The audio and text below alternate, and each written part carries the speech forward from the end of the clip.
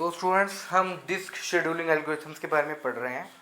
अभी तक हमने FIFO के बारे में पढ़ा, SSTF पढ़ा जिसका मतलब होता है shortest seek time first scheduling. हमने फिर स्कैन एल्गोरिथम पढ़ा और स्कैन एल्गोरिथम के बाद हमने लुक एल्गोरिथम के बारे में पढ़ा। ठीक है, तो हमने 4 टाइप के डिस्क शेड्यूलिंग एल्गोरिथम्स के बारे में यहाँ पे पढ़ चुके हैं। अब हम डिस्क शेड्यूलिंग एल्गोरिथम के बारे में पढ़ने जा रहे हैं, उसका नाम है सी स्कैन। क्या नाम है इसका? C scan. तो थोड़ा तो नहीं, काफ़ी ज़्यादा डिफरेंस है। आपको मेरे वीडियोस को ध्यान से समझना होगा, तभी आप इस टाइप के प्रॉब्लम्स को सॉल्व कर रहे हो। अदरवाइज़ क्या होगा, आप कहीं ना कहीं पेपर में गलती करके आ जाओगे। गलती करने का मतलब है आपका 1 नंबर गया, और 1 नंबर से सिलेक्शन भी रुक जाते हैं स्टूडेंट्स। तो आपके लिए ये बहुत ही ज़रूरी है कि मेरे वीडियोस को आप स्टार्टिंग से लेके एंड तक देखिए। मेरे सारे वीडियोस ही आपको कुछ ना कुछ सिखाएंगे। कोई ऐसा वीडियो नहीं है जो आपको लगे कि फालतू है। तो इसलिए आपको कोशिश ये करनी है कि मेरे सारे वीडियोस को ही आपको स्टार्टिंग से लेके एंड तक देखना है, ताकि आपका उसमें भला हो सके। तो सी स्कैन के बारे में स्टूडेंट्स हम पढ़ रहे थे। तो क्वेश्चन वही है कि on a disk with 1000 cylinders, आपको एक डिस्क दी गई है जिसमें 1000 सिलेंडर्स हैं, नंबर 0 to 919। जो पहला सिलेंडर है उसका नंबर है 0, और जो लास्ट सिलेंडर है उसका नंबर है 999। Compute the number of tracks the disk arm must move to satisfy all the request in the disk queue. तो डिस्क क्यू में जितनी भी रिक्वेस्ट हैं उनको सर्विस करते हुए जितने नंबर ऑफ ट्रैक्स हैं उन्हें हमें कैलकुलेट करना है कि नंबर ऑफ ट्रैक्स कितने आ रहे हैं।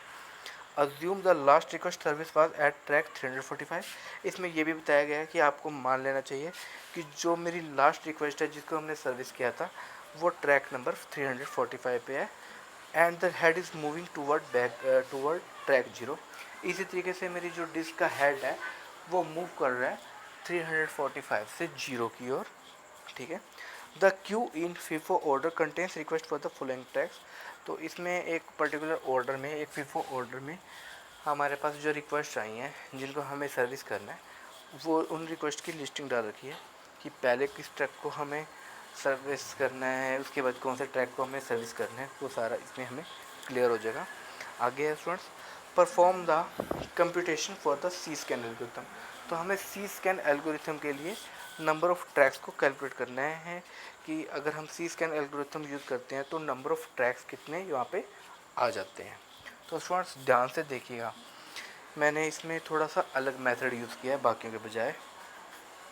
तो स्टूडेंट्स जैसा कि हमें बोला गया है कि लास्ट रिक्वेस्ट जो सर्विस की गई थी वो 345 पे थी, तो मैंने 345 पे ही अपना पहले पॉइंट को रखा, और स्टूडेंट्स यहाँ पे मैंने 1 लिखा है।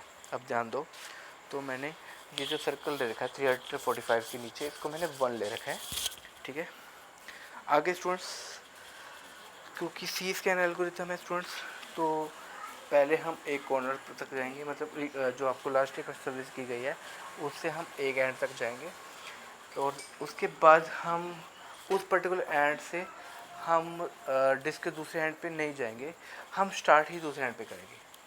मतलब पहले तो जो लास्ट रिक्वेस्ट सर्विस की गई थी उससे हम ट्रैक नंबर 0 की ओर जा रहे हैं, फिर सीधा ही जो मेरी दूसरी डिस्क का दूसरा एंड है वहाँ से हम ट्रैक से स्टार्ट करेंगे और हम 0 की ओर आएंगे, मतलब दोनों तरफ से ही हम 0 की ओर जा रहे हैं।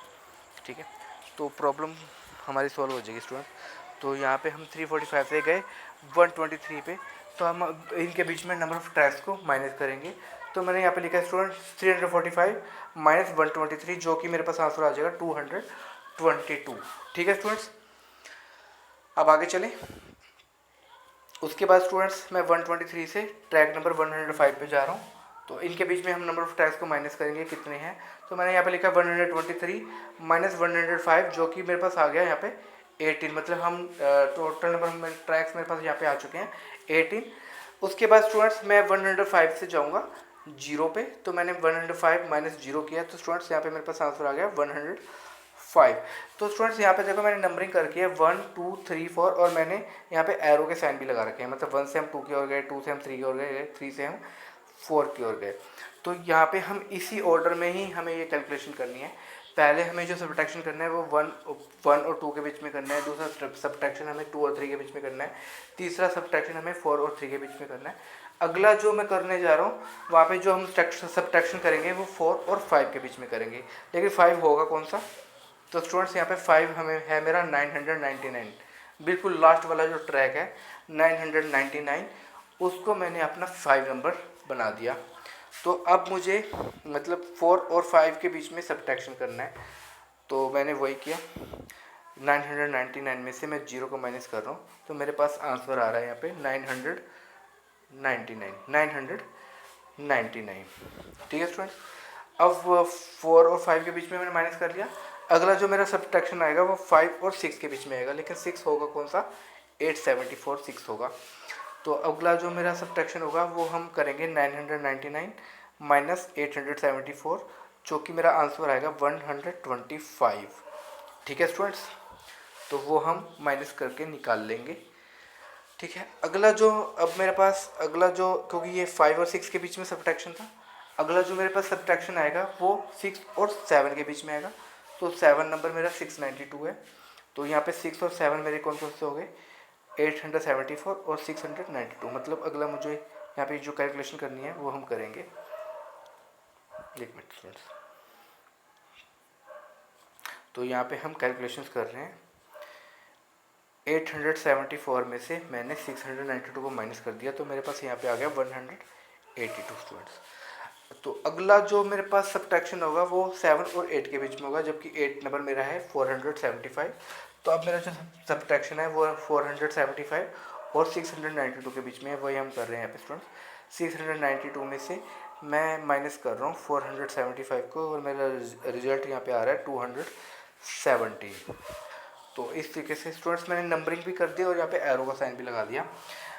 ठीक है, उसके बाद मेरे पास अगला नंबर जो आता है वो आता है 9 नंबर, जो कि 376 का है, और मेरा जो सब्ट्रैक्शन होगा वो 8 और 9 के बीच में होगा। मतलब मुझे 475 में से 376 माइनस करने हैं, जो कि मेरे पास रिजल्ट यहाँ पे आ जाएगा। रिजल्ट मेरे पास जैसे यहाँ पे आ रहा है 999।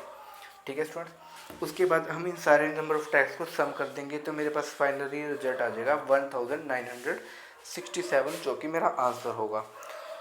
तो इस तरीके से स्टूडेंट्स हमने यहाँ पे किया है। तो एक स्टूडेंट्स ध्यान रखना, मैंने यहाँ पे एरो का साइन लगाया है, ये एरो का साइन यही बता रहा है कि मुझे पहला जो कैलकुलेशन करनी है वो सब्ट्रैक्शन करना है वो 1 और 2 के बीच में करना है। फिर मैंने 2 और 3 के बीच में एरो वाला साइन है, तो इसका मतलब अगला सब्ट्रैक्शन 2 और 3 के बीच में होगा। आगे 3 और 4 लगाया, तो इसका मतलब अगला सब्ट्रैक्शन 3 और 4 के बीच में होगा। लेकिन 4 के बाद अगला जो सब्ट्रैक्शन होना चाहिए वो 4 और 5 के बीच में होना चाहिए। तो हम 4 और ये ध्यान रखेंगे कि 4 और 5 के बीच में सब्ट्रैक्शन हो। जैसे 4 की वैल्यू तो थी 0 और जबकि 5 की वैल्यू थी 999, तो हम यहाँ पे भी कैलकुलेशन करेंगे। हम 999 में से 0 को माइनस करेंगे, तो मेरे पास रिजल्ट आ जाएगा। इसी तरीके से स्टूडेंट्स फिर अगला आगे हम लेते रहेंगे, आगे आगे हम पॉइंट्स को बढ़ाते रहेंगे हर एक वैल्यू के लिए, और उनमें सब्ट्रैक्शन करते रहेंगे। हमेशा जो एडजसेंट जो वैल्यूज होंगी उनको हमें सब्ट्रैक्शन करना है। तो स्टूडेंट्स ये जो मैंने तरीका बताया है, इससे आप करोगे तो आपकी कभी गलती आने के चांसेस रहेंगे ही नहीं, आप हमेशा ठीक करोगे। बुक्स में अगर आप बुक्स में से पढ़ने की कोशिश करते हो तो और उसके बाद सॉल्व करने की कोशिश करते हो, तो आपके जो रिज़ल्ट हैं, आपका जो आंसर है, उसमें गलती आने के चांसेस बढ़ जाते हैं।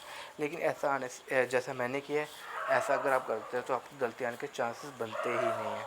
तो मैंने यहाँ पे नंबरिंग किया है, वो नंबरिंग में आपको ध्यान रखना है कि पहला जो सब्ट्रैक्शन होगा 1 और 2 के बीच में होगा, दूसरा सब्ट्रैक्शन 2 और 3 के बीच में होगा, तीसरा सब्ट्रैक्शन 3 और 4 के बीच में होगा, अगला सब्ट्रैक्शन 4 और 5 के बीच में होगा, फिर 5 और 6 के बीच में सब्ट्रैक्शन होगा, फिर 6 और 7 के बीच में सब्ट्रैक्शन होगा, फिर 7 और 8 के बीच में सब्ट्रैक्शन होगा, और उसके बाद 8 और 9 के बीच में सब्ट्रैक्शन हमारा होगा। ठीक है, और यहाँ पे देखो स्टूडेंट्स, मैंने यहाँ पे उल्टा लिया है। मैंने मतलब 999 को 5 माना है, फिर 874 को 6 माना है, फिर 692 को मैंने 7 माना है। तो यहाँ पे मैंने रिवर्स ऑर्डर में ये किया है ये सब कुछ। तो स्टूडेंट्स इसी तरीके से हम अगर करेंगे तो प्रॉब्लम आने के चांसेस बनेंगे ही नहीं। तो स्टूडेंट्स कैसे लग रहे हैं मेरे वीडियोस? अच्छा तो यही होगा कि आप प्रैक्टिस कीजिए, आप सेम क्वेश्चन ले लीजिए, कोई दिक्कत नहीं है। आप सेम क्वेश्चन लीजिए और प्रॉब्लम्स को सॉल्व करने की कोशिश कीजिए, और आंसर्स को मेरी वीडियोस के साथ मैच करने की कोशिश कीजिए। अगर आपके आंसर्स मेरे वीडियो के साथ मैच करते हैं तो इसका मतलब आप सही जा रहे हो। अगर कहीं पर भी मैच नहीं कर रहे तो इसका मतलब कहीं ना कहीं आप कुछ गलत कर रहे हो, वो ठीक नहीं है, उसको आपने ठीक करना है। तो स्टूडेंट्स, कैसा लगा मेरे वीडियोस? तो मेरे वीडियो को आप शेयर, लाइक और सब्सक्राइब कीजिए। धन्यवाद।